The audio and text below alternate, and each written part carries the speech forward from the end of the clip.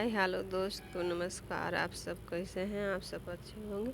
आप लोग के साथ एक शिव भजन सुनाने जा रही हूँ। अच्छा लगेगा तो वीडियो को आगे बढ़ाइएगा। जहाँ जहाँ शिवाजी गईला दुबिया उपजी हो गईले।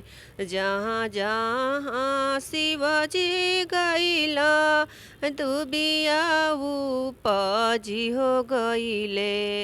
ए रामा हो दुबिया छिलनवा हम जाइब हो राम। दुबिया छिलनवा हम जाइब हो राम। नैहर में बाबा हो नैख, ससुरे में ससुर हो नैख। नैहर में बाबा हो नैख, ससुर में ससुर हो नैख। रामा हो के करे चरनिया गोड़वा लागब हो राम।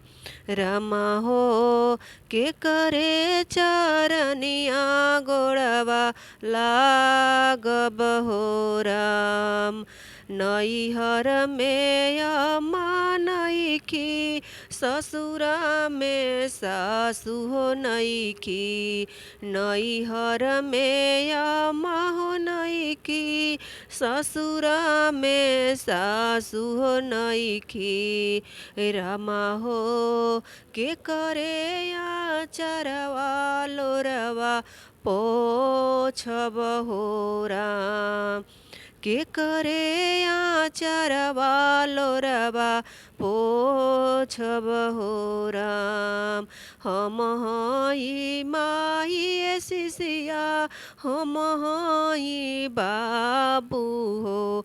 हम हई बाबू हो, हमरे चरनिया गोड़वा लागन हो राम।